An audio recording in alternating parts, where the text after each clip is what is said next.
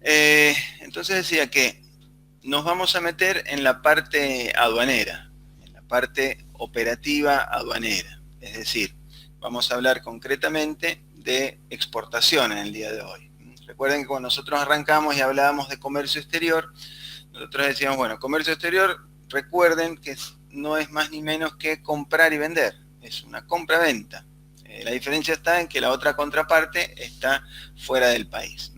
Las dos operaciones que se hacen en comercio exterior, compra y venta, hablando más técnicamente, hablamos de exportación o de importación, ¿no? Desde el punto de vista aduanero. Fíjense que este esquemita resume un poco la materia, resume un poco lo que es lo que estamos viendo y lo que vamos a ver. En un pequeño diagrama de flujo o esquema, vemos y reconozco que hay tres canales a la hora de realizar una operación en comercio exterior. Tenemos en principio dos sujetos, el vendedor y el comprador. Desde el punto de vista aduanero, el que vende es el exportador, porque va a realizar una operación de exportación, y el que compra es importador, porque va a realizar una operación de importación.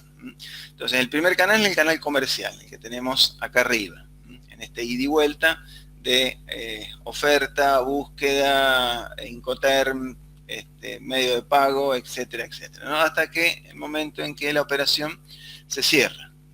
El cierre de venta cierra este primer canal comercial, ¿no? En este ida y vuelta de venderle a este señor y que este señor acepte comprar.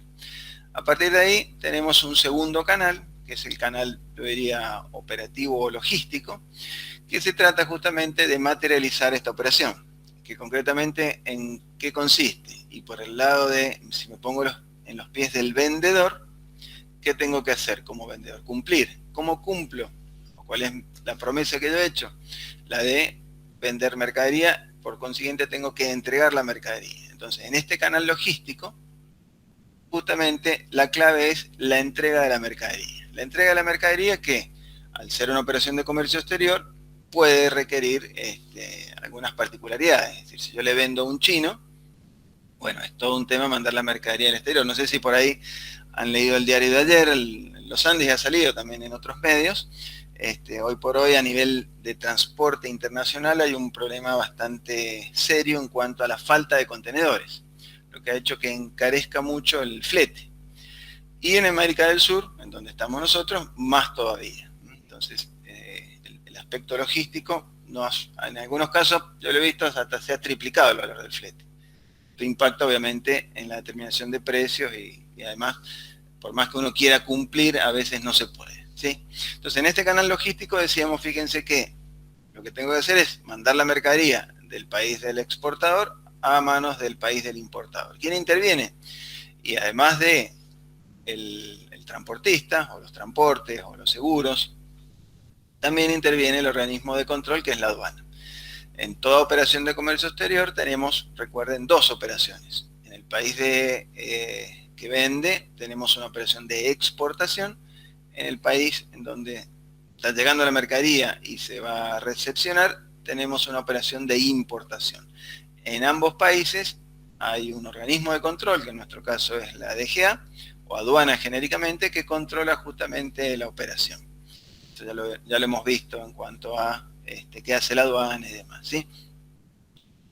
Y el tercer canal es el canal de la plata, el canal financiero. Entonces recuerden, tenemos un canal comercial, un carril logístico, en donde el objetivo es que la mercadería llegue a manos del comprador, y un canal financiero, en donde viaja la plata. La plata es justamente este canal financiero. ¿Qué implica? Implica que el dinero que este señor importador tiene que pagarle a este señor exportador llegue a manos de este exportador. Entonces, cobro de la operación o pago de la operación, visto donde me pare, es este canal financiero. En este canal financiero, la principal intervención es de los bancos. Fue un poco con lo que cerramos el semestre pasado, ¿no? Los distintos instrumentos de pago y demás. Y en este semestre le vamos a agregar el tema del control cambiario. Sí, lo hemos comentado, ya lo vamos a profundizar. Hemos dicho que el exportador no es dueño de su divisa. Es decir, el exportador que le vendió a este chino 50.000 dólares, cuando los cobra, él los va a cobrar en pesos, es decir, tiene que hacer una venta forzada, si queremos verlo así, al Estado, al Banco Central concretamente, y recibir ese monto en pesos. Además de que tiene una cierta premura o un cierto plazo, vamos a decir, un cierto apuro para que esa mercadería, o no esa mercadería, perdón, esos dólares, euros o lo que sea, ingresen al país. Es decir, yo no puedo dejar la moneda extranjera fuera el tiempo que a mí se me ocurra. Entonces todo esto hace al mercado de cambio, que ya lo vamos a ver algunas cositas en el lunes que viene, ¿sí? También lo vamos a tener en cuenta el tema de la variación cambiaria. Es decir, cuando nosotros nos dejamos de ver allá en junio, ¿a cuánto estaba el dólar?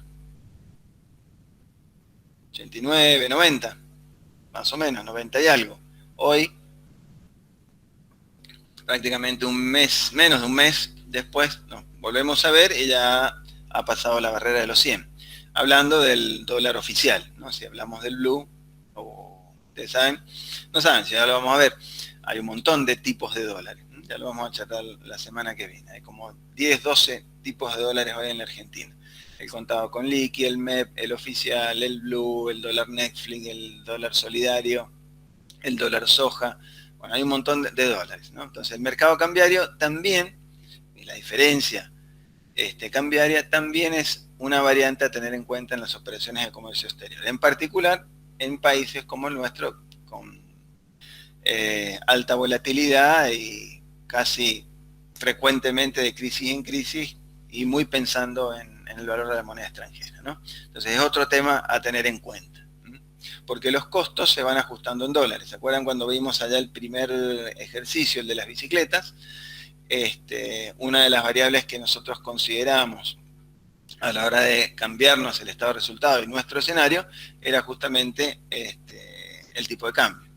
Cómo cambia el escenario entre una devaluación o una revaluación, de la mano de la inflación. Bueno, lo que vimos allá en números, en un laboratorio, en un pequeño ejemplo que hicimos de las bicicletas, es lo que vivimos a diario y seguiremos viviendo, creo yo, por bastante tiempo. Algunos conceptitos aduaneros, por ahí verdades de perogrullo que ya lo hemos visto, es decir, ¿qué implica exportar o importar? Lo refrescamos, desde el punto de vista aduanero, es la introducción de mercadería a un territorio aduanero. Y desde el punto de vista aduanero, exportación es la extracción de mercadería de un territorio aduanero. El concepto de territorio aduanero nosotros ya lo vimos. Es decir, en nuestro país existen distintos territorios aduaneros y la relación comercial entre ellos, recuerden, es una operación de comercio exterior. Es decir, si yo le vendo a alguien en Tierra del Fuego, recuerden que, como hemos dicho, hacemos una operación de comercio exterior. ¿Qué es mercadería? Decimos introducción o extracción de mercadería. Fíjense que el código no lo define con mucha precisión, digamos, sino simplemente dice que es todo objeto susceptible de ser importado o exportado. No nos aclara mucho, pero sí sabemos nosotros que, o por lo menos la idea que uno tiene en general, es que cuando hablamos de comercio exterior, hablamos de un objeto físico que se puede tocar, medir, pesar, que transpone o cruza, se desplaza y cruza una frontera, ¿sí? Pero sepan también que los servicios es otro mundo que también está grabado en comercio exterior. En Argentina ya vamos a ver que hace poquito, 2019, se comenzó a grabar también el tema de servicios. Entonces, ustedes pueden hacer una exportación de servicios sin ningún tipo de objeto físico que transponga ninguna frontera y estar alcanzados por la normativa aduanera. Tanto las prestaciones que se realizan, locaciones o prestaciones que se realizan y efectivizadas en el exterior, pero que su beneficio es acá, como este inciso C que se ha agregado hace poco, con otras prestaciones, ¿sí? Si bien es difícil controlarlo, hasta hace no mucho era difícil controlarlo, con la informatización de la FIP, con la informatización de todos los procesos de venta y demás, cada vez se hace más sencillo que la FIP lo controle esta situación. ¿Por qué digo esto? Y porque antes, por ejemplo, ustedes conseguían un cliente chileno, le hacían un servicio, le hacían una operación, le mandaban una factura, papel, si es que le mandaban algo, y después iban y cobraban la operación. Esto hoy por hoy. Entonces ahí, si ustedes quieren, no es lo recomendable, ¿no? Tampoco podemos recomendarlo desde la cátedra, pero pueden trabajar en negro de esa manera. Hoy por hoy, ustedes tienen que hacer factura electrónica, el pago tiene que pasar por un banco, así que queda todo registrado de manera informática, tanto en la FIP como en el movimiento bancario. Así que es prácticamente imposible tener una operación en negro en este sentido, ¿sí? Entonces, todo esto ha eficientizado el control que hace la FIP respecto de todo este universo que es servicios y, bueno, ha comenzado a estar grabado también. Entonces, sobre todo quiero que sepan eso, que también yo puedo hacer una exportación y también voy a estar alcanzado por el tema aduanero si es que yo presto un servicio. Es decir, no necesariamente tengo que vender un producto físico. ¿Estamos? A ver, sí, perdón. Salgo un segundo. ¿Quién está queriendo entrar?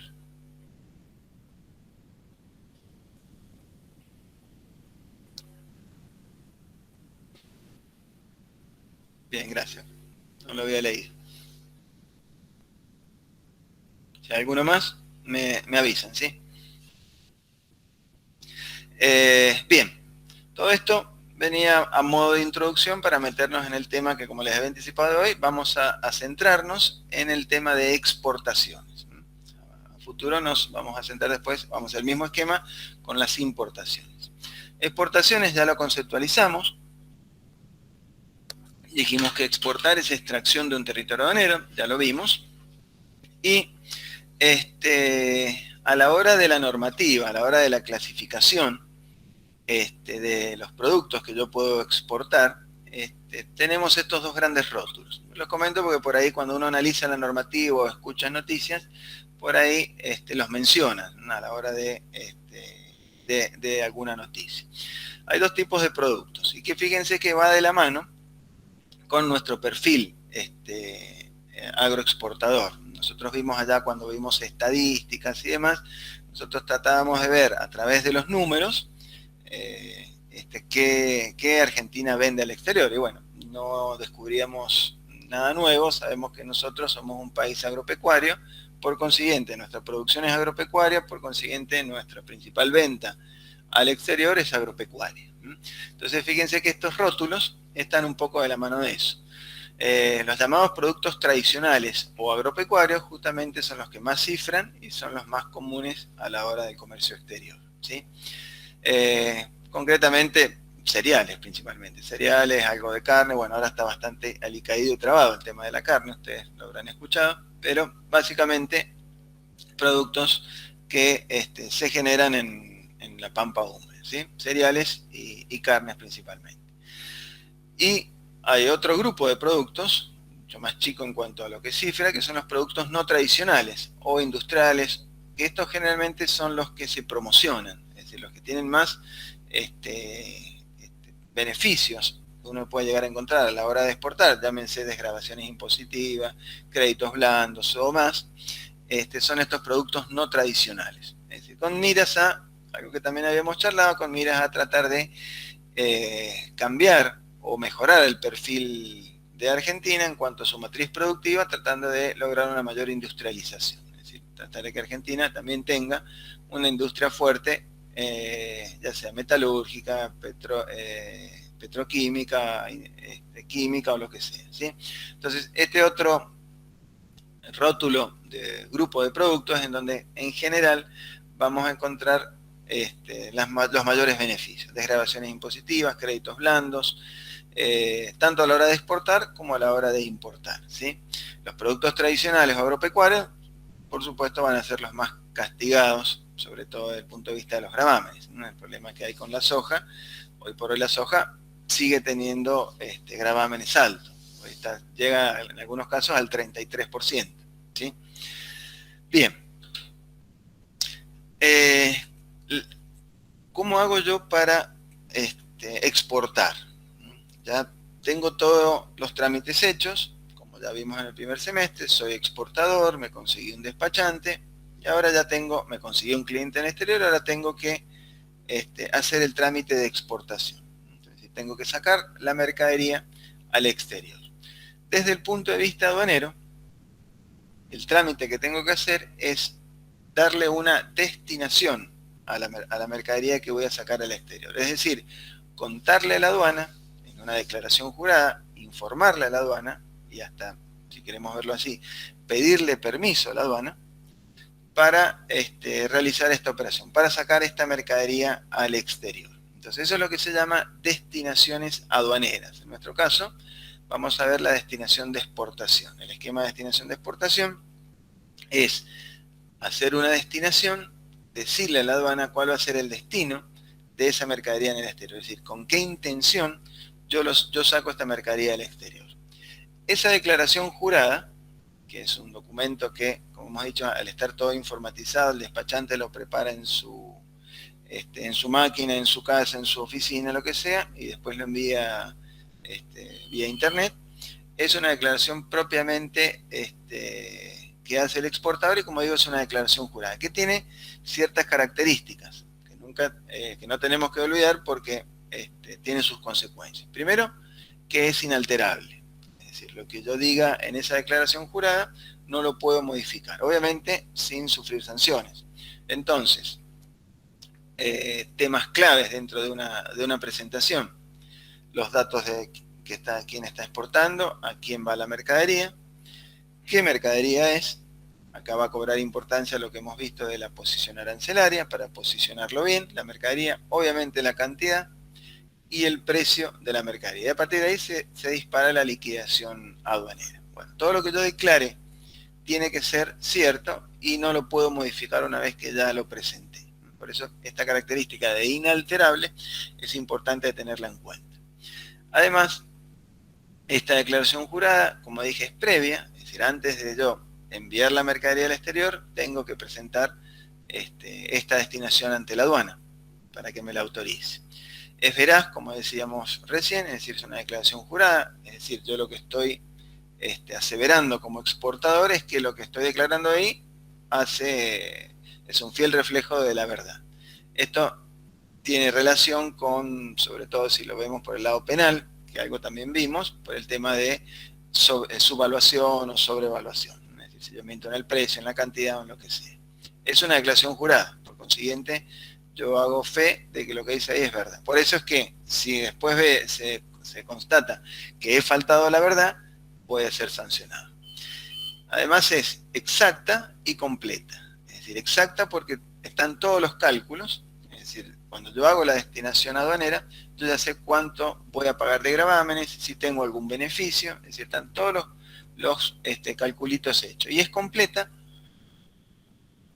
porque tienen que estar todos los datos que pide la declaración jurada. Esto cobra mucha importancia ahora que la declaración es informática. Es decir, antes, cuando uno presentaba la copia a papel, es decir, el papel directamente por ahí, algún dato que uno no conocía, no dato clave obviamente, pero algún dato que no conocía que pide el sistema, uno lo puede dejar en blanco y bueno, se lo sellaban y pasaba. Hoy por hoy el sistema no lo deja pasar si no está completo todo. Así que en definitiva es un control de seguridad en donde tiene que estar absolutamente todos los datos, está toda la liquidación ahí, ahí recién me va a autorizar el sistema para presentar. Entonces recuerden que las características de la destinación de exportación es que es previa, es antes de hacer la operación, es inalterable, yo no la puedo cambiar sin sufrir sanciones, es veraz, porque lo que yo digo estoy diciendo que es el reflejo de la realidad, es exacta porque están todos los cálculos, y completa porque debe estar absolutamente todos los datos pedidos por el sistema, ¿sí? Hay el menú de operaciones a realizar, son varias, pero básicamente nosotros vamos a ver esta gran división y después algunos subregímenes dentro de cada una de estas. Las destinaciones de exportación pueden ser de tipo definitivas o suspensivas. La destinación puede ser de tipo definitiva o suspensiva. Esta gran y primera clasificación o división hace referencia al destino o a la intención que tengo yo como exportador respecto de la mercadería que estoy pidiendo sacarla al exterior. ¿Qué significa esto? Si es una destinación definitiva, lo que yo estoy diciendo es que esta mercadería pido que salga al exterior, es decir, la voy a exportar y mi intención es que esa mercadería no regrese. Es decir, que esa mercadería quede en el exterior, no vuelva al territorio argentino en ningún momento ni por ningún motivo. Y en el exterior, bueno, sea fraccionada, vendida, destruida, lo que sea utilizada, lo que sea. Fíjense que dentro del cúmulo de las destinaciones definitivas entraría todo lo que hace a la compraventa. Cuando uno vende y exporta y le vende mercadería a un cliente, justamente el encuadre que nosotros vamos a darle va a ser una destinación de exportación definitiva, porque mi intención es entregar ese producto al que está en el exterior y después que ese producto afuera sea consumido, no me lo devuelvan. Entonces todo lo que hace a ventas al exterior entraría dentro de las destinaciones definitivas, ¿sí? No obstante ello, hay un cúmulo de operaciones en donde la intención del exportador es pedir autorización para que esta mercadería salga al exterior, pero con intenciones de que esa mercadería regrese en algún momento o tenga la posibilidad de regresar en algún momento. Vamos a poner un ejemplo y después vamos a ver algunos subregímenes. Supónganse que yo le compré una máquina a un chileno, esa máquina la tengo que arreglar, por consiguiente se la tengo que mandar al chileno para que le haga el service o la arregle. Por consiguiente tengo que mandar esa máquina a Chile. Estoy haciendo una exportación, porque justamente estoy extrayendo del territorio aduanero un producto, en este caso la máquina. Pero mi intención, ¿cuál es? Mandársela a Chile, que la empresa chilena me la arregle, me la haga el servicio, lo que sea, y traerla de vuelta, ¿sí? Entonces, en ese caso, fíjense que toma intervención la aduana, porque hay una exportación, hay una extracción de mercadería de un territorio aduanero, pero en este caso, la intención como exportador es que esa mercadería regrese en un plazo determinado. Por consiguiente, la documentación y el tipo de operación que voy a avisarle a la aduana es una destinación de tipo suspensiva. ¿Por qué suspensiva? Porque yo le digo a la aduana esto justamente. Esta mercadería sale, pero va a regresar. Cuando el chileno la arregle, le haga el servicio, lo que sea, y me la mande de vuelta, va a regresar. O sea, así la documentaría como una suspensiva. Una u otra tienen justamente efectos muy distintos. En una destinación definitiva, todos los efectos de la operación se producen. Básicamente, hablamos de dos efectos importantes. Primero, el impositivo, es decir, una destinación definitiva de exportación hace que se liquiden los gravámenes de exportación, el derecho de exportación, y genera la obligación en el exportador de ingresar en tiempo y forma esos gravámenes, es decir, los impuestos que paga la exportación. Y el segundo efecto es cambiario. Esa destinación definitiva, cuando yo le vendía al chino, genera también, desde el punto de vista cambiario, la obligación de ingresar la divisa, la obligación de ingresar esos dólares que cobro, como decíamos recién, en un plazo determinado. Entonces, estos dos efectos, el cambiario y el aduanero en cuanto a lo impositivo, lo generan solamente las destinaciones definitivas, donde la mercadería no va a regresar. En las suspensivas, justamente estos efectos quedan en suspenso, es decir, una destinación suspensiva no paga gravámenes. Yo que le he dicho a la aduana, mire, voy a mandar esta máquina, la estoy mandando afuera para que me la arreglen, pero esa máquina no estoy vendiéndola, la voy a traer de vuelta, perdón, cuando esté arreglada. Entonces, y por consiguiente, no hay venta. Al no haber venta, el chileno no me va a cobrar, al contrario, yo le voy a girar dinero para pagarle el mantenimiento o el servicio que me haga. Entonces lo documento como una suspensiva. Entonces, estos dos efectos, el efecto impositivo, queda en suspenso. ¿Qué significa esto? En una suspensiva, la liquidación impositiva también se hace y queda ahí plasmada en el documento, es decir, cuánto debería pagar de gravámenes, pero no los pago, los tengo que garantizar, es decir, tengo que presentar una garantía en la aduana para el eventual caso de que esta máquina no regrese, la aduana ejecuta la garantía y me cobra los gravámenes, los intereses y las sanciones correspondientes, ¿sí? No pago gravámenes porque la mercadería, yo he prometido que esa mercadería va a regresar. Cuando esa mercadería regresa de nuevo al país, ahí se cierra la operación, es decir, en el sistema queda abierta la operación o queda con un rojo, ahí teniendo en cuenta que queda a la espera de que esa mercadería regrese. Cuando la mercadería regresa, la operación se cierra. Si la mercadería no regresa en el tiempo autorizado, entonces ahí se dispara un sumario al exportador, se disparan las garantías y demás, porque no regresó la mercadería en el tiempo prometido. ¿Se entiende? Entonces, esta es la gran división. Si la intención mía es sacarla al exterior y que no vuelva, haré una destinación definitiva, pagaré gravámenes, generaré la obligación cambiaria y demás.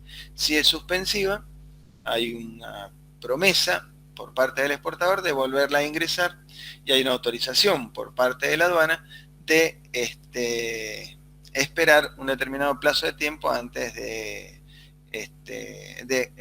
aplicar sanciones.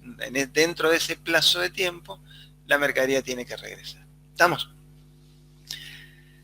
Esa gran división, entonces, en definitiva y suspensiva, vemos algunos subregímenes, porque motivos hay muchos, sobre todo en la suspensiva. En la definitiva vamos a ver que hay una sola, que es la exportación a consumo.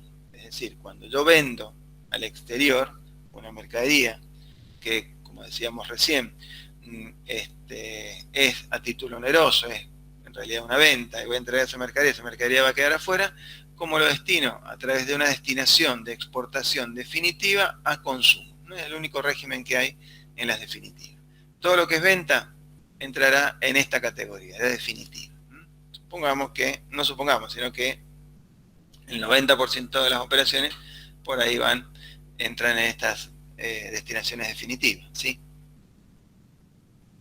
Dentro de las suspensivas hay distintos motivos. Recién dijimos uno, pero hay distintos motivos. Les pongo nada más que estos 4. Hay varios más, es decir, hay bastantes subregímenes más, pero con estos 4 para que tengamos como ejemplo es suficiente. Fíjense, el primero que mencionamos es lo que se llama una destinación suspensiva de exportación temporaria. Exportación suspensiva de exportación temporaria es lo que acabamos de ejemplificar. Es decir, el que manda una máquina a arreglar a Chile hace una exportación temporaria, porque está sacando mercadería, pero después la va a traer de vuelta. Otro ejemplo, supongamos que ahora Chano se recupera y arma una gira en Chile. Entonces va a ir con toda su banda, los equipos de sonido y demás. ¿Cómo documento eso para poder sacarlo del país? Porque estoy sacando productos del país que escapan al régimen de equipaje. Es decir, si yo saco un par de torres no conozco mucho, pero torres de baffles y sonido, no es algo que entre dentro del régimen de equipaje. Entonces tengo que documentarlo ante la aduana. ¿Cómo lo documento? A través de una destinación suspensiva de exportación temporal. Entonces Chano irá con su banda a Chile, a Perú, a donde sea, termina la gira y regresa con su equipo de sonido. Para lo cual, ¿qué tengo que tener en cuenta? La posición arancelaria. Es decir, yo tengo que ver dentro de la normativa mi posición arancelaria, si está autorizada para que salga al exterior en exportación temporaria. Siempre hay un plazo y un motivo. El plazo en general es 6 meses, es decir, en realidad 180 días. Que existe la posibilidad de prorrogarlos por otros 180 días. Es decir, por eso por ahí van a escuchar que la exportación temporaria tiene un plazo anual. Es decir, dentro del año yo tengo que traer la mercadería de vuelta. Ahora bien, digo que hay un plazo y un motivo posición por posición. No todas las posiciones tienen este plazo máximo de 180 días. Hay algunas que tienen hasta 60 días y algunas que tienen más de 180 días. Entonces, si tienen 60 días, hay que tener en cuenta que si se puede prorrogar por una sola vez el plazo, son 60 más 60, tengo 120 días nada más. Entonces, si yo voy a hacer o quiero hacer una exportación suspensiva, sea el motivo que sea, tengo que buscar la normativa, tengo obviamente primero posicionar mi producto. luego buscar en la normativa cuál es el motivo por el cual yo puedo sacar la mercadería al exterior y qué plazo máximo tengo. Hay que tener cuidado con las temporarias, porque si se me vence el plazo, en realidad las sanciones son bastante severas. Me va a salir muy caro si no la cumplo. Decía que el plazo es 180 días, el plazo normal, pero ese plazo se puede extender. Supongamos que INSA, ahora Pescarmona, lo que ha sido semi-estatizada, consigue nuevas obras y tiene que mandar material pesado, maquinaria pesada, a hacer una obra en Uruguay o en Chile, vamos a ponerlo en Chile más serio. Manda 4 o 5 maquinarias. Generalmente estas obras superan los 180 días. Acá en realidad estoy mandando un bien de capital para ser utilizado en una obra que hago en exterior. Entonces, en ese caso, hay un plazo especial en donde yo puedo tener esos Caterpillar o la máquina que sea en el exterior, el plazo que dure la obra. Por supuesto, lo tengo que documentar y demás, ¿no? Pero el plazo genérico máximo es 180 días para los productos en general. ¿Está claro? Prorrogable por un plazo igual. Eso es lo que se llama entonces exportación temporaria. Dijimos el tema de la maquinaria, el tema del grupo musical que sale al exterior, dijimos la máquina que mando a arreglar al chileno. Otro ejemplo, fíjense que a veces también se realiza. Yo ahora está un poco parado, pero tengo una feria o una exposición de productos en Estados Unidos. Entonces voy a mandar un contenedor de mercadería, no solo para exponer, sino también con la posibilidad de venderlo en el exterior. ¿Cómo lo documento? Y lo saco justamente como una destinación suspensiva de exportación temporaria. Entonces voy a esa feria en Estados Unidos con 2 contenedores de mercaderías. Por ahí gustó mi producto y pude vender y cerrar algunas ventas y lo entregué. Entonces, cuando vuelvo solamente de los 2 contenedores, vendí, supónganse, un contenedor y medio. Ingresa el medio contenedor de mercadería que vuelve de regreso, se cierra la suspensiva. Y por el contenedor y medio que vendí, transformo esta destinación suspensiva en una exportación definitiva a consumo. No tengo sanciones, obviamente pago los gravámenes, no con intereses. Si yo hago todo dentro del plazo, de esa manera yo puedo también de esta manera vender en el exterior cuando no hay una venta en firme. ¿Me explico? Entonces de esa manera yo documenté cuando salí como temporaria, cuando vuelve la mercadería, la diferencia que no regresa la transforma en definitiva. Siempre, algo importante como decía recién, dentro del plazo que me dio la FIP. Si lo hago a posteriori, bueno, hay sanciones y son bastante gravosas. Imagínense, multa de piso, para empezar, el 1% del valor de la mercadería, si me haya pasado 10 minutos del plazo dado por la FIP. Una operación de $100.000, ya tengo una multa de $1.000, 100.000, 10.000, 1.000, sí, del 1% a $1.000 de entrada, que es dinero. Entonces, como consejo, la suspensiva siempre hay que tener en cuenta el tema de los plazos, tenerlos bien presentes. Veamos otro ejemplo de destinación suspensiva. Ahí les pongo lo que se llama tránsito de exportación. Esto se utiliza, en realidad es accesoria de una destinación definitiva. Desde el punto de vista aduanero, cuando yo exporto una mercadería y cumple la formalidad aduanera, la mercadería ya no puede circular en el país, no puede circular en el territorio argentino, tiene que irse, ya salir al exterior. Entonces, cuando yo hago la operación de exportación y cumplo la formalidad aduanera en un punto o en una aduana que no es fronteriza, es decir, que no está pegada a la frontera, tengo un problema. Recuerden, traigo a colación lo que hablábamos de las zonas primarias no fronterizas. El ejemplo en Mendoza del Puerto Seco, por ejemplo. Recuerden que nos hemos dicho que podemos hacer aduana acá en el Puerto Seco, a 10 cuadras de mi fábrica acá en Godoy Cruz. Ahora bien, meto la mercadería o el camión con el contenedor al Puerto Seco, cumplo la formalidad aduanera, sea el canal que me haya tocado. ¿Cómo lo documento? Supongamos que la mercadería se la vendía a un español allá en Madrid y va a salir por barco por Buenos Aires. Bueno, ¿cómo lo documento entonces ante la aduana? Yo hago una destinación definitiva de exportación a consumo, porque es una venta, pero tengo que agregar una destinación suspensiva de tránsito de exportación. Fíjense que en una operación tengo dos destinaciones.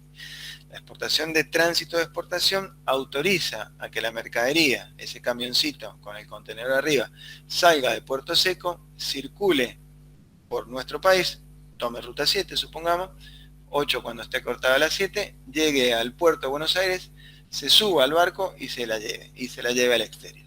Entonces, lo que hace la operación de tránsito de exportación es una autorización para que la mercadería una mercadería ya exportada, pueda circular en el país sin ningún problema. Ahora bien,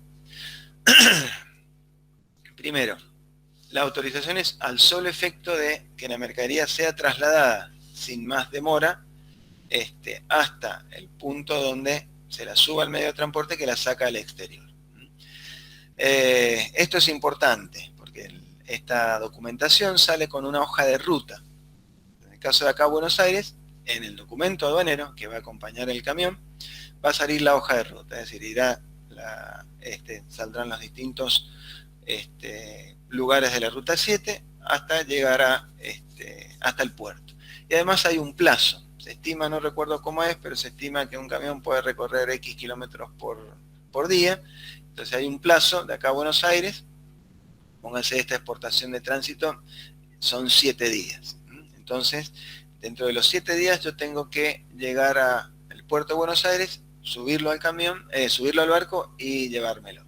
Y tengo que ir por la ruta que me dice la hoja de ruta del documento. Es decir, yo no puedo hacer una destinación de exportación de tránsito de acá de Puerto Seco, irme a Tunuyán a buscar a mi primo y después de ahí irme a Buenos Aires. Porque si hay un control rutero y me paran yendo de acá a Tunuyán o volviendo a Tunuyán, no va a coincidir con el recorrido que yo tengo autorizado, por consiguiente me van a sancionar. ¿Está claro? Entonces esta de tránsito sirve simplemente o se autoriza, al solo efecto de que el camión ese llegue hasta el lugar a donde se va a ir al exterior. Y bueno, recuerden que la formalidad aduanera se cumple solo una vez, es decir, ese camión cumplió con su formalidad aduanera, fue presentado acá en Mendoza, cuando llega a Buenos Aires se sube al barco sin ningún tipo de control, a lo sumo habrá un escaneo, es decir, escanean el contenedor si lo hubiera, o un control de peso, pero no es abierto ese contenedor, no es revisado nuevamente. Acá queda cerradito, se sube en Buenos Aires en el barco y se va al exterior. ¿Estamos?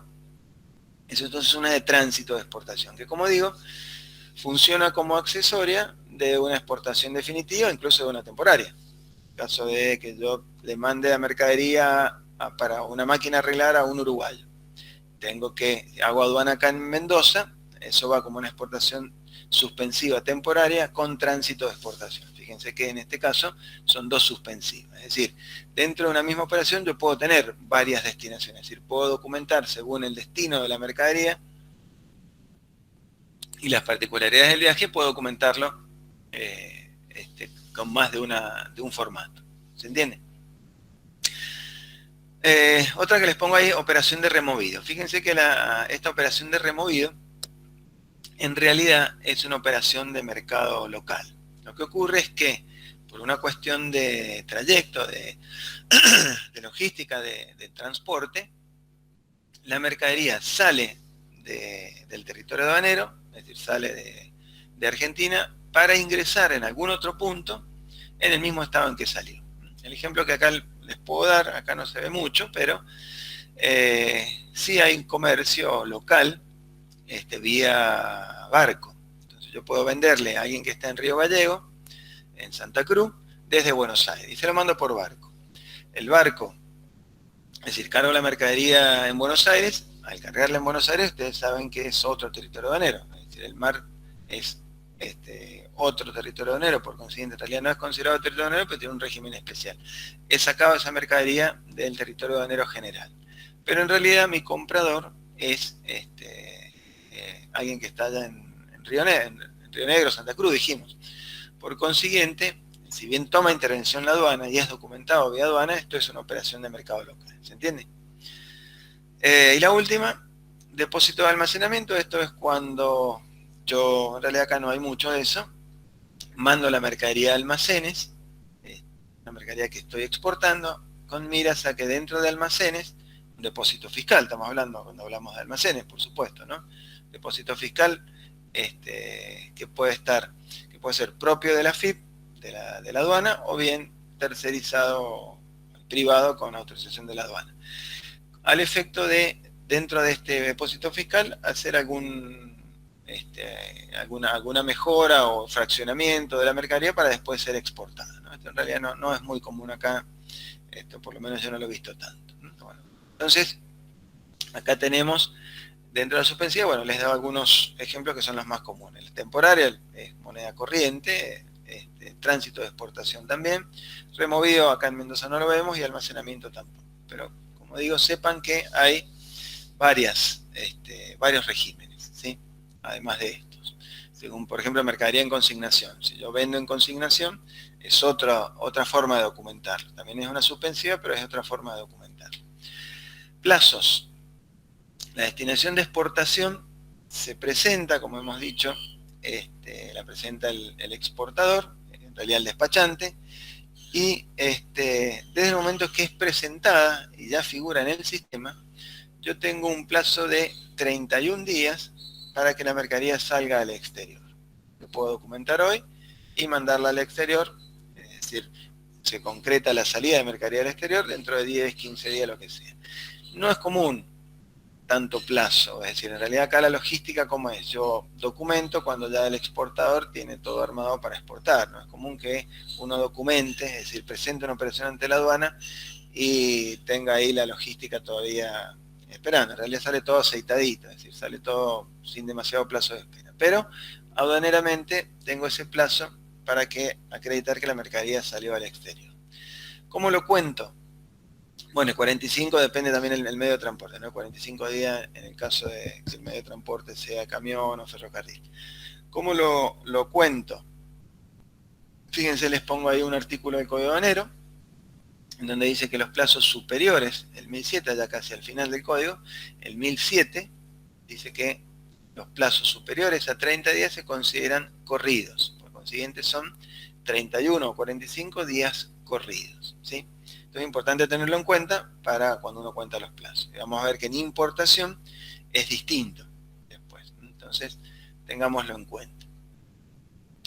¿Cuál es el documento? Nosotros decimos que presentamos el documento ante la aduana. Es decir, cómo se presenta, justamente el despachante lo presenta de manera informática. El documento aduanero se llama permiso de embarque. En realidad el documento aduanero es el mismo. Fíjense acá, tienen un corte de una parte de uno.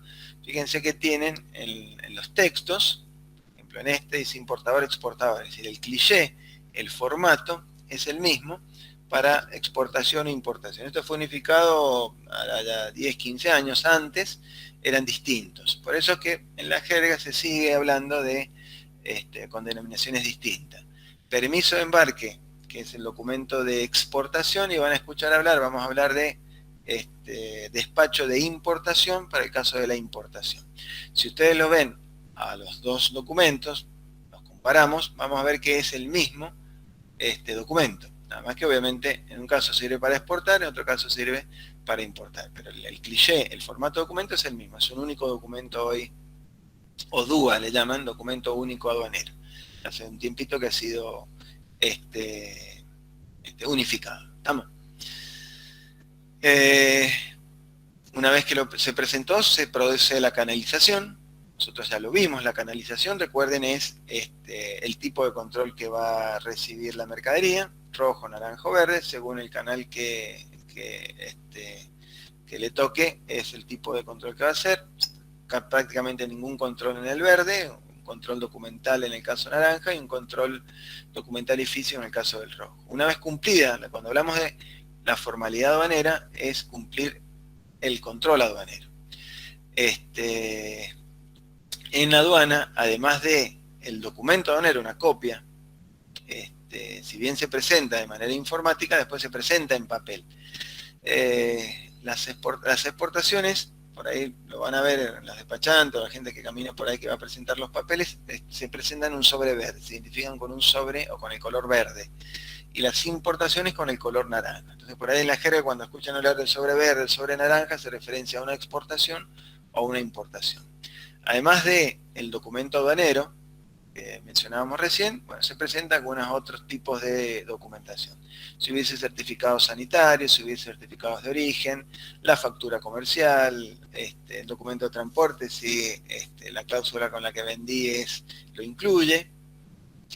El detalle de contenido de la mercadería, esto es lo que vamos a ver después más adelante como documento, una lista de empaque o lista de romaneo, en donde está la descripción de la mercadería y cómo está organizada dentro del contenedor o del pallet, si fuese una carga más chica.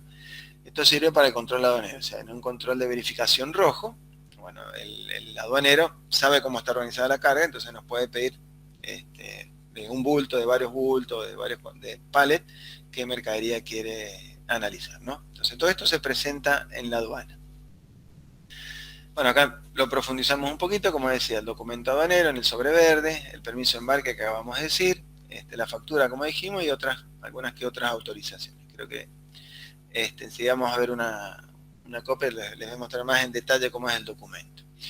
Ahora, una pequeña explicación de cómo es en los sistemas la presentación y los estados que va sufriendo la presentación del documento.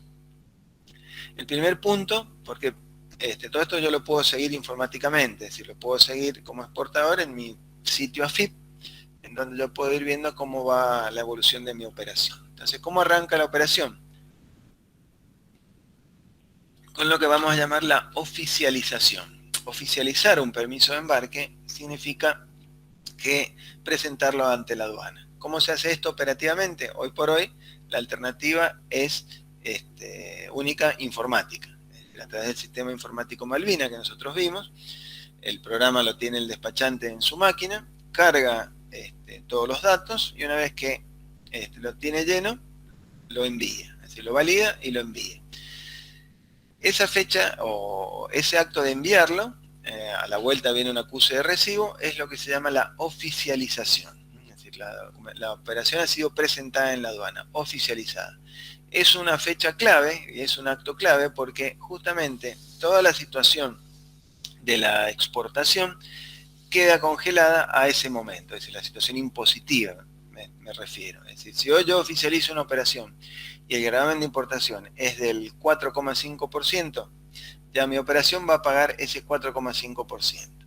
Si mañana sale un decreto y elimina el gravamen de exportación para la posición arancelaria de mi producto, yo hoy oficialicé, obviamente voy a pagar, por más que lo pague de acá a 10, 20, 40 días, 4,5%. Es decir, la oficialización congela la situación fiscal de la operación, ¿no? Entonces, por eso es importante el tema de la oficialización.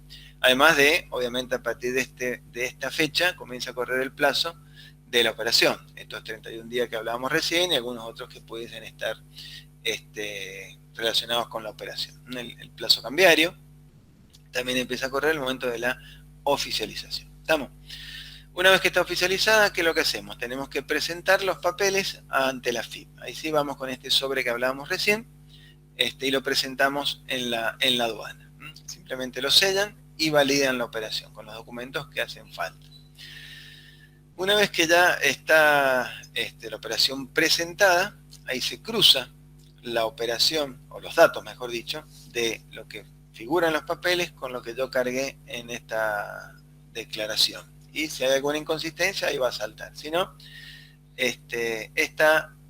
van a ver en el sistema el tema del precumplido. Es decir, ya queda la mercadería autorizada para ser retirada. Es decir, para ser enviada, en este caso, al exterior. Entonces, en ese caso, cumple la fórmula aduanera. Esto es lo que se llama cumplido. Es decir, una vez que está cargado y validado con la presentación, la cantidad de mercadería figura en lo que se llama el precumplido. El precumplido es la mercadería que yo declaré que iba a exportar. Cuando se produce la salida al exterior, la validación, se da lo que se llama el cumplido. Esto es la mercadería que efectivamente salió al exterior. Esto lo carga el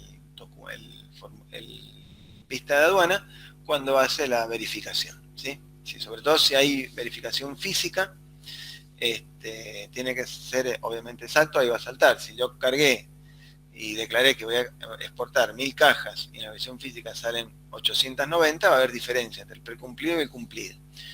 Si me toca canal naranja, yo declaré que iba a cargar 1000 cajas, llevo la factura y la factura dice 1200 cajas, va a saltar diferencia entre el cumplido y el precumplido, ¿sí? Y si es canal verde, también puede saltar a posteriori si hay diferencias con la factura. Lo importante es que, recuerden que dijimos que la declaración es previa. Si hay diferencia entre precumplido y cumplido, la diferencia no es significativa, si no mal no recuerdo el margen es del 10%, más o menos, más o menos del 10%, se me abre una instancia en el sistema de lo que llamamos declaración de post-embarque. La declaración de post-embarque me permite a mí, en este caso sí, sin sufrir sanciones, modificar la cantidad que yo había declarado en el precumplido, ajustándola al cumplido. Entonces, en el ejemplo que estábamos planteando, yo había declarado 890 cajas y resulta que el cumplido cargó 1000 cajas, entonces se me abre la declaración de post-embarque para que yo ajuste mi cantidad a la del cumplido. ¿Me explico? Entonces de esa manera no tengo sanciones. Si se me vence el post-embarque y yo no lo he ajustado, entonces ahí sí se dispara el sumario y tendré sanciones. En el ejemplo que habíamos puesto, que si yo exporté 980 cajas, había declarado y en realidad mandé afuera 1100 cajas. Entonces ahí tendré una liquidación de oficio de la aduana. Con la declaración de post-embarque puedo arreglarlo y obviamente ajustarlo y pagar lo que corresponda sin sanciones. Ese es el sentido del post-embarque. Cuando está todo terminado, la operación queda cancelada. Es una operación cancelada, una operación que ya está cerrada, que terminó bien. Si hay algún problema, se venció el plazo, hay diferencias y demás, la operación queda anulada y no se puede resucitar y bueno, eso podrá generar sanciones en el caso de lo que estábamos hablando. Si es por algún otro motivo, quedará ahí cerrada. Bueno, acá tienen un poco las definiciones para que después vean lo que acabamos de decir.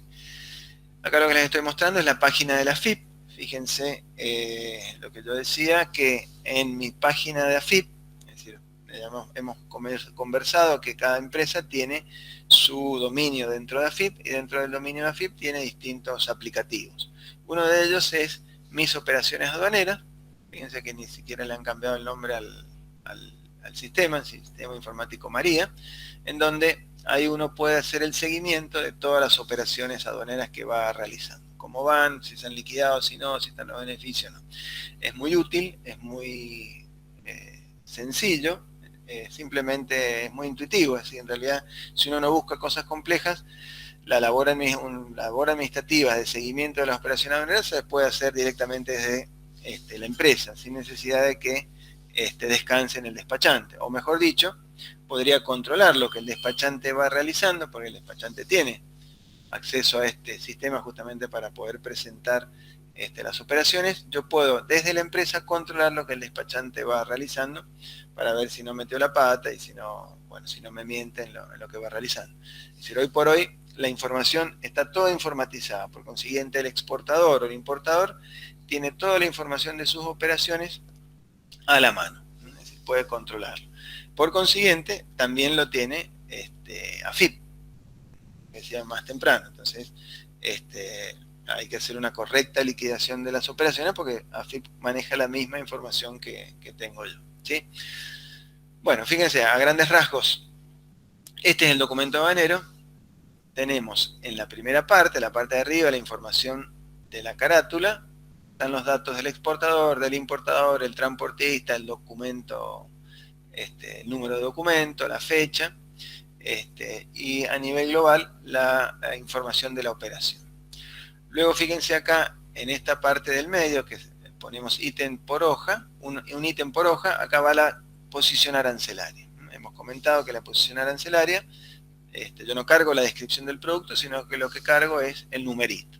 Si en mi operación hay más de una posición arancelaria, entonces hay una hoja por cada una de esas posiciones. Si yo tengo 5 posiciones arancelarias, tendré un despacho de 5 hojas.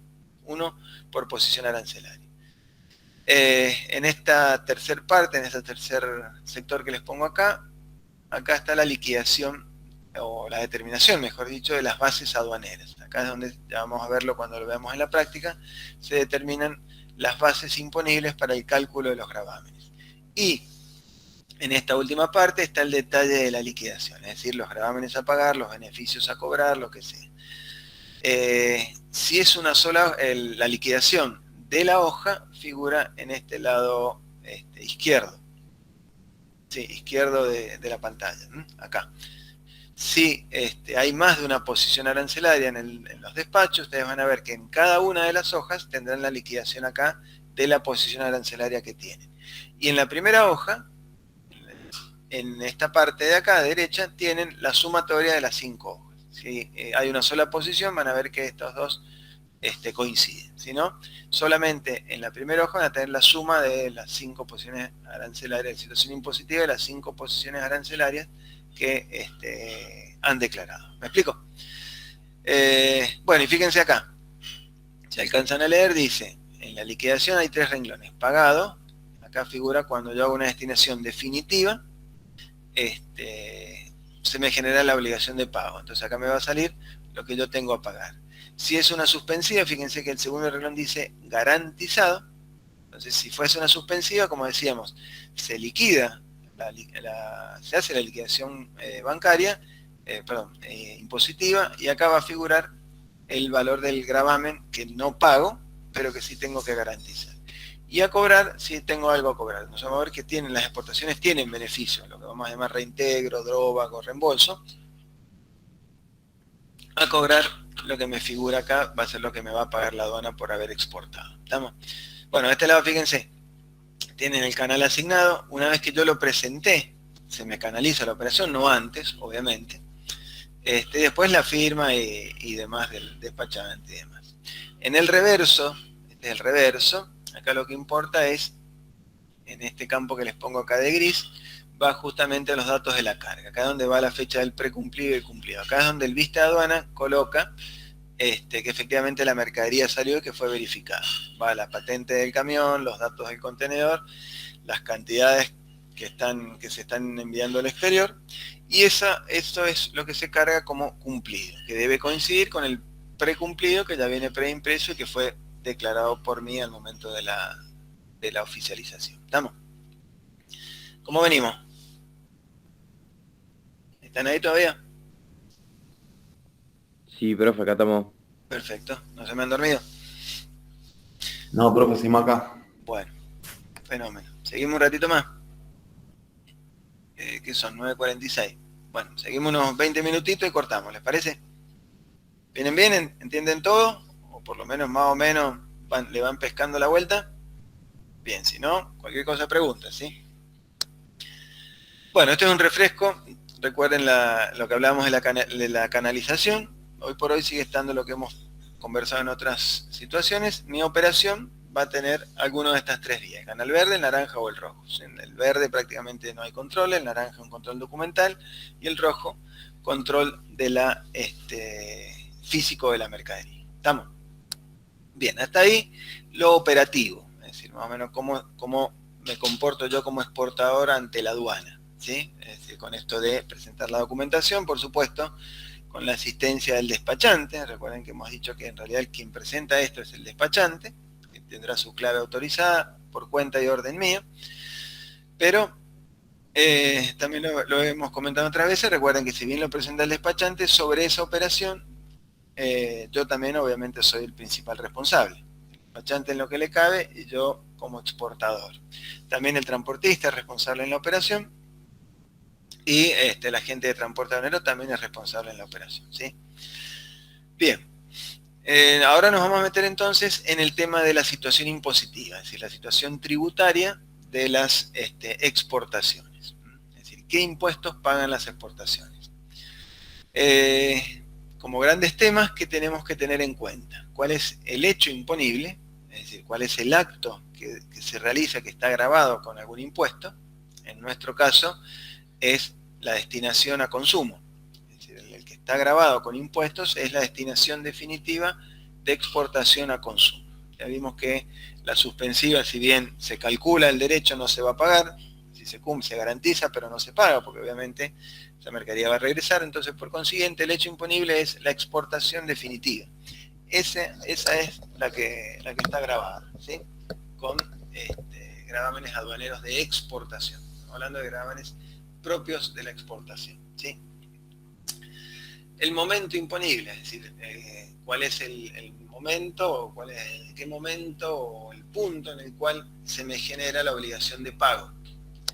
Es a partir del momento de la oficialización. Una operación oficializada hace que ya se me dispare, como decíamos recién, la obligación del pago del derecho de exportación. La base imponible. Acá vamos a hablar de base imponible porque en general el derecho de exportación es ad valorem. Ya lo vamos a ver más en profundidad. Ad valorem significa, creo que lo hemos comentado, sobre un valor. Es decir, cuando nosotros allá en el primer módulo hablábamos de los gravámenes de exportación, que paga el 10%, el 8%, el 15% y demás, y de ahí los bajábamos a través de los acuerdos. Entonces, como es un porcentaje sobre un valor, tenemos que fijar desde el punto de vista impositivo cuál es ese valor, cuál es esa base imponible. Y nuestra base imponible, valiéndonos de los 5 TER, es el valor FOB de la operación o el valor FCA de la operación. Esto va a depender de el medio de transporte que saca la mercadería del exterior. Si el medio de transporte que saca la mercadería del exterior es un barco, entonces el valor sobre el cual se me van a aplicar los gravámenes es el valor FOB de la operación. Si el medio de transporte no es un barco, puede ser un camión, puede ser el ferrocarril, puede ser un avión, entonces el valor que yo tengo que mostrarle a la aduana es el valor FCA de la operación, Free Carrier de la operación. Esto es valor aduanero, independientemente del valor comercial. Sepan que, como hemos dicho, uno puede vender en cualquier tipo de Incoterm. Yo puedo haber vendido CIF, sin embargo, a la hora de armar el documento aduanero, tengo que, en esa parte de liquidación que habíamos recién armado de bases, tengo que mostrarle a la aduana el valor FOB de la operación o FCA de la operación para que sobre eso se me calculen los gravámenes. ¿Me explico? Entonces, el valor aduanero es a los efectos del cálculo de los impuestos. Nada tiene que ver con la relación comercial.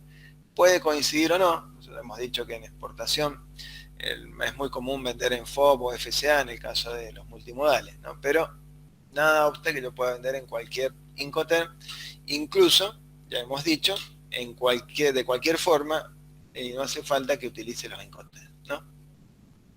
Vamos a ver también que este FOB y este FCA va a sufrir algunos ajustes. Eso ya lo vamos a ver más con precisión cuando veamos enseguida si llegamos al armado de la base, o bien después lo vamos a variar con los ejercicios que hagamos, ¿sí? Tipo de cambio. Algo que no dije, lo digo ahora. El documento aduanero se expresa en moneda extranjera, en dólares. El documento de transporte va en dólares. Esto no significa que yo tenga que vender en dólares. Yo puedo haber vendido en euros, en libras, en lo que sea. Pero a la hora del armado del documento aduanero, yo voy a expresar esta parte de armado de bases, la voy a transformar a dólares. En realidad el sistema lo hace solo. Yo lo valido, pero el sistema lo hace solo, toma directamente los tipos de cambio. ¿De dónde?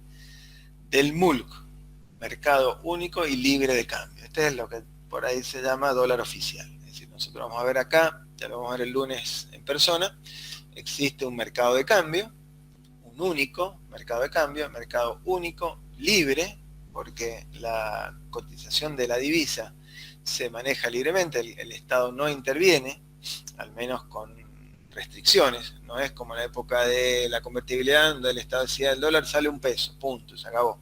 Acá el Estado no interviene en la fijación del tipo de cambio, sí lo induce, es decir, si yo quiero, por ejemplo lo que ha pasado en las últimas semanas, en donde el dólar se empezó a ir muy arriba, ¿qué es lo que hace el mercado? ¿Qué es lo que hace el Estado como jugador dentro de este mercado de cambio? Y sale a vender dólares, es decir, a ampliar la oferta para que el tipo de cambio o el precio baje. Entonces, el Estado no interviene con regulaciones o con normativas. Pero sí, obviamente, al ser un gran jugador, ha estado vendiendo 70, 80 millones de dólares por día en este último tiempo, esta última semana que pasó. Al ser un gran jugador, puede influir en el tipo de cambio por el simple juego de la oferta y la demanda. Entonces, cuando quiere que el tipo de cambio caiga, sale a vender. Cuando quiere que el tipo de cambio suba, sale a comprar. Entonces, el Estado puede hacerlo. Pero el mercado de cambio en sí es libre porque actúa la oferta y la demanda, ¿sí? Y el tipo de cambio que se utiliza es el tipo, para las exportaciones, vayan grabándolo, es el tipo de cambio comprador. Y para las importaciones va a ser el tipo de cambio vendedor. Para que lo vayan recordando, para las exportaciones el tipo de cambio más barato. Para las exportaciones el tipo de cambio más caro. Saben que las cotizaciones tienen un tipo de cambio comprador y un tipo de cambio vendedor. Comprador, cuando yo voy a vender la divisa, esto está mirado o armado, mejor dicho, expresado desde la óptica de la casa de cambio o el banco. Entonces, cuando yo voy a vender mis dólares, yo tengo que ver el tipo de cambio comprador, porque es el tipo de cambio que me van a pagar a mí. Cuando yo voy a comprar dólares, yo tengo que ver el tipo de cambio vendedor, porque es la casa de cambio o el banco me vende los dólares, ¿no? Entonces está visto del lado de la casa de cambio. Eso por ahí se presta a confusión.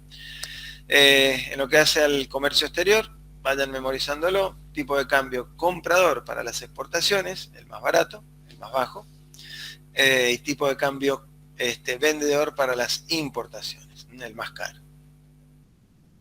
Por último, las alícuotas o los porcentajes. Bueno, el único gravamen que hay a la hora de exportar es lo que se llama el derecho de exportación, que vamos a ver a la versión 21. Vamos a hacer un pequeño raconto de estos gravámenes en el último tiempo y nos metemos en la versión actual, en la versión 21. ¿Sí?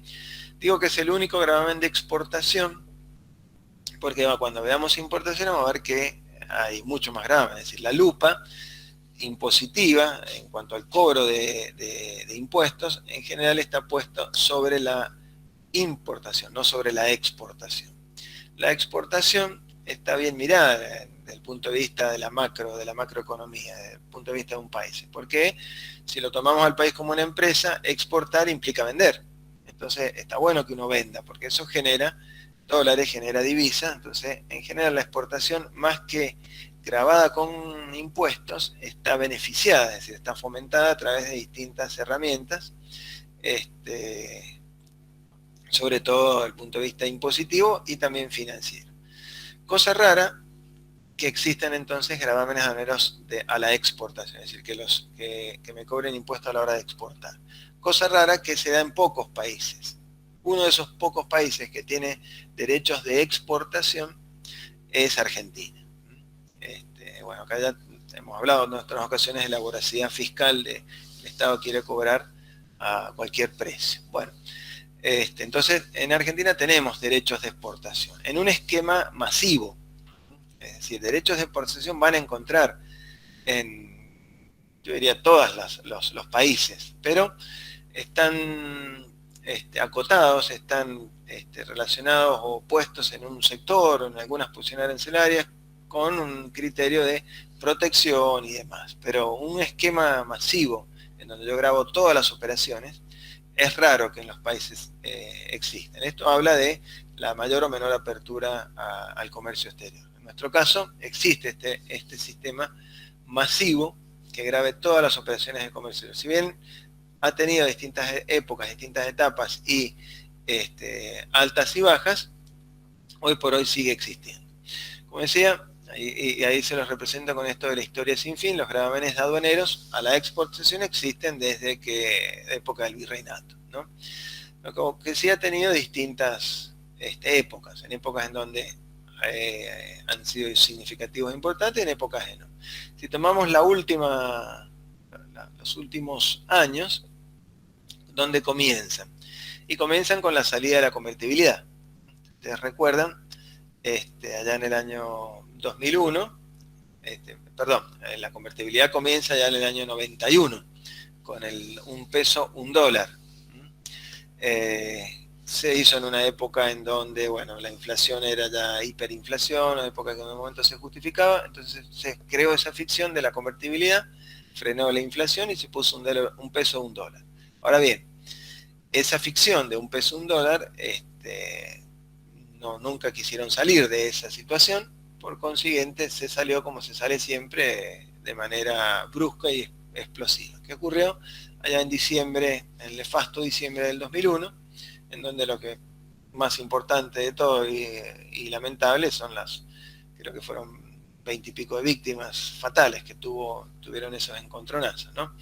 Así las cosas, se dio una devaluación brusca, llegó a estar el dólar de un peso, pasó a casi 4 pesos, 4.30 incluso llegó. Imagínense esa devaluación brusca, vino una cierta reorganización, asume Kirchner,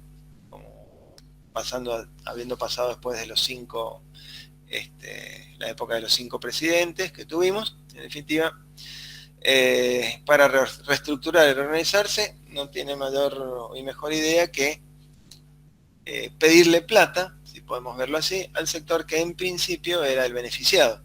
¿Cuál es el sector beneficiado de una brusca devaluación? Y el sector exportador, en donde antes le pagaban un peso por cada dólar exportado, le pasaron a pagar 4 pesos por cada dólar exportado. Después bajó, llegó a 3, después salió el 1.70 para las deudas y demás, pero supongamos que un dólar de 3 pesos por dólar, las exportaciones recibían una importante cantidad de plata. Lo que no dice la historia, como nosotros vimos en el caso 1, que después los precios internos comienzan a subir y se ajustan a este nuevo dólar. Por consiguiente, esta diferencia cambiaria que beneficia a las exportaciones no es sostenible en el tiempo. En el corto o mediano plazo, los costos del mercado interno se ajusta al nuevo valor de dólar. Por consiguiente, esta brecha cambiaria es coyuntural, no es una ventaja competitiva, si lo queremos ver desde el punto de vista de marketing que ven ustedes, que pueda uno, primero, manejar como empresa y segundo, sostener en el tiempo. Esto es una coyuntura que se dio en ese momento. Bueno, así las cosas, aparecen las llamadas retención a las exportaciones, por supuesto, de manera provisoria, como siempre, como todos los impuestos, ¿no? Por un año hasta que salgamos del desequilibrio económico, pero ¿qué ocurrió? Primero, no eran retenciones. Un régimen de retención implica un anticipo de impuestos. Esto era un derecho de exportación, así que no se recuperaba de ninguna manera. Y fueron bastante fuertes, sobre todo sobre los productos tradicionales, los que vemos al principio, los agropecuarios. La soja tenía un gravamen de exportación del 33%. En promedio, si lo llevamos a la provincia de Mendoza, supónganse el vino tenía un gravamen del 20%, los productos agropecuarios, llámese fruta, ajo y demás, estaban en promedio en el 10%. Entonces un 10, un 20%, cuando uno está armando un precio de exportación, es un diferencial importante. Entonces esto resta y quita competitividad a las empresas, lo que hace que en definitiva no puedan exportar. Nosotros ya lo vimos cuando vimos estadística, cómo se cayeron, obviamente, las importaciones, pero también se cayeron las exportaciones, pese a esta diferencial tan importante que se tenía, ¿sí? Así las cosas, este esquema de exportación, de retención a las exportaciones, continuó con el tiempo. Pasó la crisis, vino el viento de cola, esto hizo que empezamos a crecer a tasas chinas, producto justamente del contexto que se va dando, en donde la crisis financiera internacional volcó la inversión hacia los productos de refugio, los llamados commodities. La soja, ustedes saben que es un commodity. ¿Saben lo que es un commodity, no? Sí.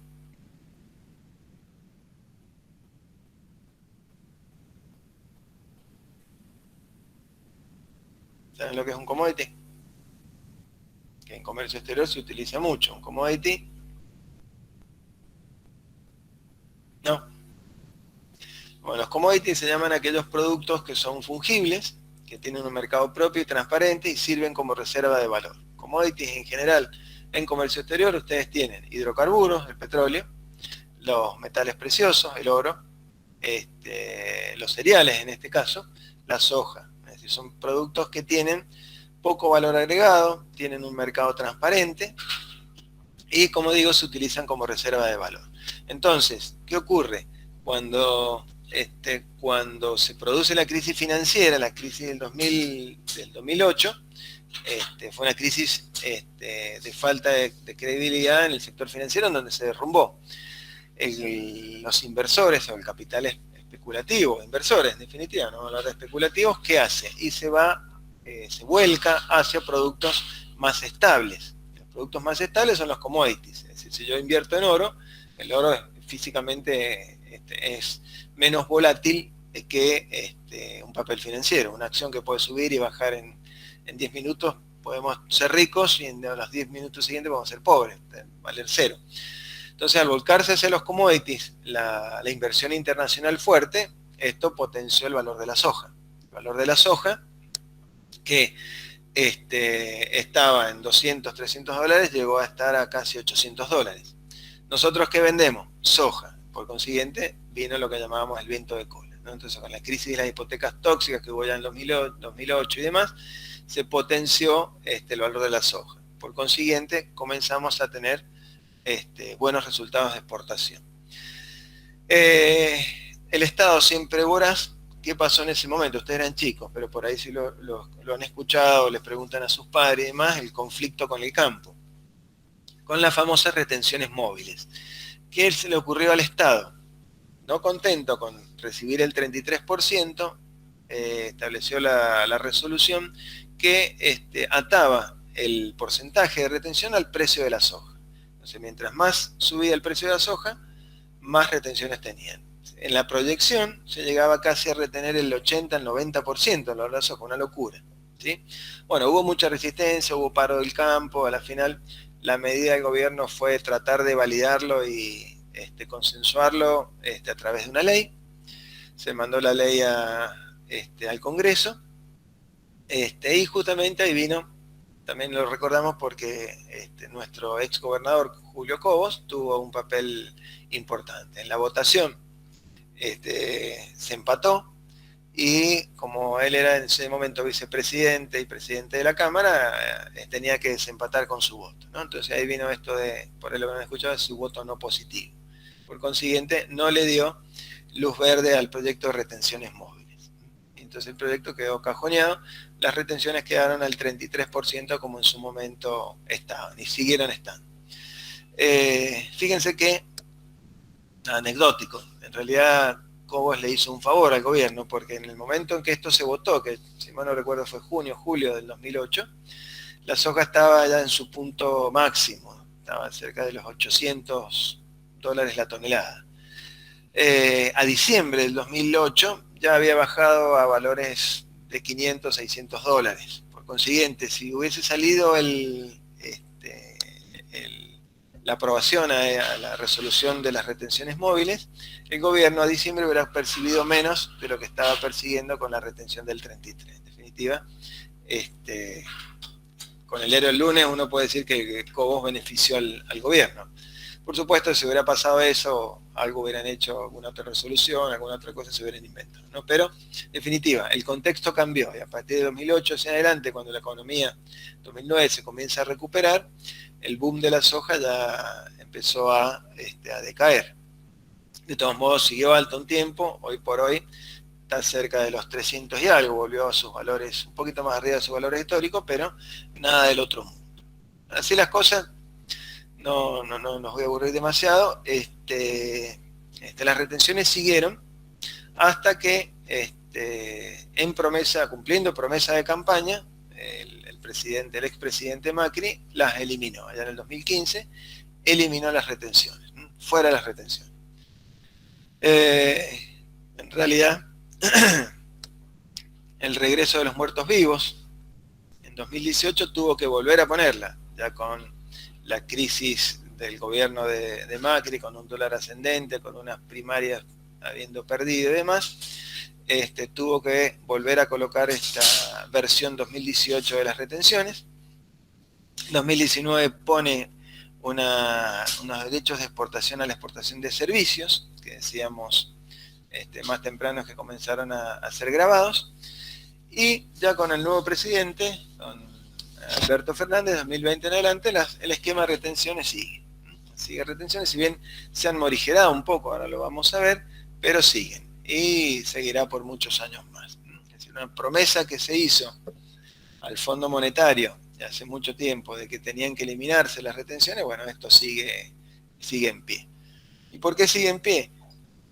Y porque hay mucha plata de por medio. Si uno ve el balance fiscal, después del IVA o ganancias, que son los impuestos que más suman, incluso ganándole a ganancias, las rentas aduaneras están prácticamente en segundo lugar después del IVA.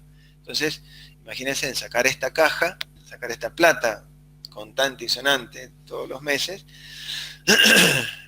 requiere en realidad o bajar los gastos o conseguir el dinero por otro lado. Entonces, yo diría que soy pesimista en el sentido de que esto va a ser eliminado. Es decir, en realidad, todos los impuestos que llegan siempre son para quedarse in eterno, ¿no? Pero bueno, así las cosas, hoy por hoy siguen los derechos de exportación. En realidad, por lo menos, los llaman derechos de exportación y ya no retención a las exportaciones. Un rápido raconto sobre... 10. Bueno, miren, 10:15 terminamos. Les prometo, 10:15 terminamos ya y no los aburro más. Y ya el lunes que viene seguimos, ¿sí? Decía, un rápido raconto de la normativa. Cuando lo coloca Macri en 2018, coloca un gravamen del 12%. Ahora bien, ese 12% tenía un tope a ciertas mercaderías de 3 o 4 dólares por dólar exportado. Y después, bueno, se modificó en el 2019, se crearon nuevos anexos y demás, ¿no? Hay todo un derrotero de distintas normativas. La más importante, con la que me quedo, es con el decreto 1060, allá 30 de diciembre del 20, en donde, si ustedes leen el anterior, fíjense que estas exportaciones o estos derechos que puso Macri terminaban en 2020. Es decir, los ponía por un lapso de tiempo. Contra fin del año pasado, del 2020, salió un decreto renovándolo, estas retenciones con un esquema parecido. Pero en ese decreto, ya vuelvo sobre esto, fíjense que nuestros productos en parte fueron beneficiados. Es decir, nuestros productos, pensando en Mendoza, porque pasaran de cobrar 12% o techo de 3 o 4 pesos, que también fue quedando en el olvido, porque 3 pesos por dólar nunca se cambió, 4 pesos por dólar en el momento en que se puso allá en 2018 estábamos con un dólar cercano a los 30 y pico pesos, entonces 3 pesos, 4 pesos por dólar representaba una retención de un 10%. A diciembre del 2020 estábamos con un dólar de 53, 3 pesos representaba 4 o 5%, ¿no? Entonces había quedado muy desfasado. Pero en definitiva, sin aburrirlos demasiado. ¿Cómo es la situación hoy?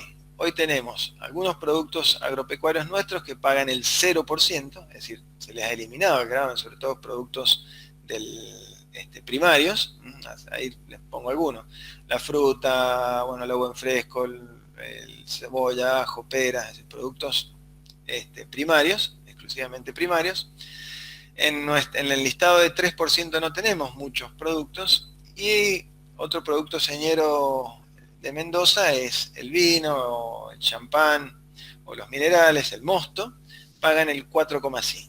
Definitiva, resumiendo, hoy por hoy, si nos referimos a lo que es economía agropecuaria mendocina, tenemos la mayoría de los productos que no pagan, eso es importante para nosotros, y el vino o bebidas alcohólicas y metales, piedras preciosas, todo lo que hace minería, paga el 4,5. Dentro del vino y bebidas alcohólicas también encontramos al mosto. Recuerden que vino y mosto está dentro de los primeros productos que nosotros siempre exportamos, ¿sí? Vuelvo un segundito sobre la soja, es decir, vuelvo a nivel país. Sobre la soja, el esquema que figura ahora es justamente un esquema en donde se sectorizó, ese 33% se bajó al 30%, tomó, ya se subió al 33% de nuevo, pero lo que sí ha quedado es que distingue el volumen del exportador, es decir, esta soja del 33% solo lo van a, la van a tributar aquellos que superen las 1000 toneladas de exportación. Para los pequeños productores de soja, bueno, hay un esquema, si bien no es tan significativo, pero un 10% es importante. Entonces esto sí ha quedado, si bien la soja se ha vuelto a subir al 33%. Digo soja, pero también se da en los otros productos que también nosotros exportamos. La soja tapa todo, pero también exportamos trigos y girasol sobre todo, ¿sí? Bien.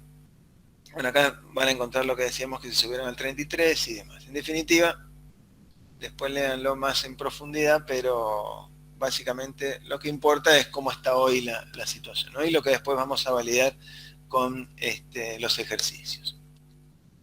Bien, vamos a dejar acá. 10:14, marca mi reloj. ¿Dudas?